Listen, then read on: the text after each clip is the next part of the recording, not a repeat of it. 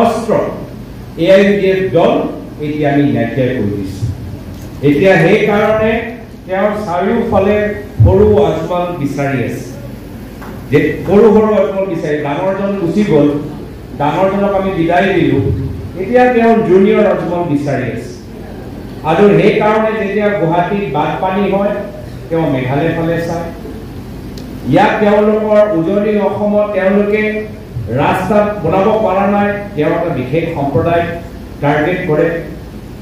এই গোটেই খেলটো কিন্তু ৰাইজে বুজি পাইছে। মোৰ ওচৰত বহুত নৱপ্ৰজন্ম ল'ৰা ছোৱালী আহে আৰু তেওঁলোকেও কৈছে যে সাংসদ মহোদয় আপুনি চিন্তা নকৰিব, আমি হিমন্ত বিশ্ব শৰ্মা ডাঙৰীয়াৰ সাম্প্ৰদায়িক জালত আমি ভৰি নিদিওঁ। আমি বুজি পাইছো তেওঁ কি কৰিবলৈ বিচাৰে, আমি তেওঁলোকৰ জালত ভৰি নিদিওঁ। আমি গম পাই কৈছো কি যদি এটা কাম এইখন চৰকাৰে কৰিছে সেয়া হৈছে নিজৰ পৰিয়ালৰ সদস্যৰ নামত প্ৰত্যেক জিলাৰ ভিতৰত তেওঁলোকে মাটি কিনিছে। এটা জিলা তেওঁলোকে এৰি দিয়া নাই য'ত তেওঁলোকে মাটি কিনা। যদিও আমাৰ দলীয় সতীৰ্থসকল ক্ষমতা ময়ো ওচৰৰ পৰা দেখা পাইছোঁ। মোৰ পিতৃ 15 বছৰ অসমৰ মুখ্যমন্ত্ৰী আছিল, দুবাৰকৈ কেন্দ্ৰীয় মন্ত্ৰী আছিল, কিন্তু অসমত ক'তো আমাৰ নামত বাগান লোৱা নাই। মোৰ মাৰ নামত ক'তো নিউজ চেনেল খোলা নাই, মোৰ বাৰ নামত ক'তো প্ৰাইভেট ৰিজৰ্ট খোলা নাই, মোৰ পৰিবাৰৰ নামত ক'তো 5-star প্ৰাইভেট স্কুল খোলা নাই। এয়া হৈছে আমাৰ আদৰ্শ, কংগ্ৰেছ দলৰ আদৰ্শ, যে আমি ৰাজনীতিত আহিছোঁ ৰাইজৰ মাজত থাকি অসমৰ জনসাধাৰণক আগুৱাই লৈ যাবলৈ।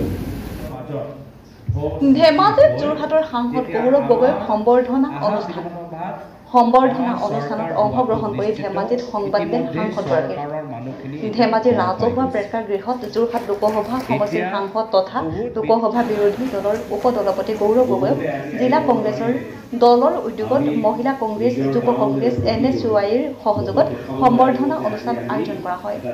কালি উক্ত অনুষ্ঠানত সাংসদগৰাকীক জিলা কংগ্ৰেছৰ দলৰ দলীয় কৰ্মীয়ে সম্বৰ্ধনা জনোৱাৰ লগতে আগন্তুক দিনৰ ৰাষ্ট্ৰীয় দলটোক আৰু অধিক শক্তিশালী কৰাৰ ক্ষেত্ৰত আলোচনা কৰা হয়। কালি উক্ত অনুষ্ঠানত ৰাজ্যিক কংগ্ৰেছ কমিটিৰ একাংশ জ্যেষ্ঠ বিষয়ববীয়াৰ লগতে জিলা কংগ্ৰেছ আৰু ব্লক কংগ্ৰেছ নেতা কৰ্মীসকল উপস্থিত থাকে। অনুষ্ঠানৰ পাছত ধেমাজি কংগ্ৰেছ দলৰ কাৰ্যালয়ত বিজেপি চৰকাৰৰ কঠোৰ সমালোচনা কৰি যোৰহাট লোকসভা সমষ্টিৰ সাংসদ গৌৰৱ গগৈয়ে সংবাদ মেলত অসম চৰকাৰে এটা পৰীক্ষা পাতিবলৈ গোটেই অসমৰ ইণ্টাৰনেট সংযোগ বন্ধ কৰাৰ ক্ষেত্ৰত চৰকাৰে জনসাধাৰণৰ অসুবিধা চিন্তা নকৰাকৈ ইণ্টাৰনেট সংযোগ বন্ধ কৰা বুলি মন্তব্য আগবঢ়োৱাৰ লগতে বহুকেইটা সমস্যাৰ ওপৰত মন্তব্য সাংসদগৰাকীয়ে।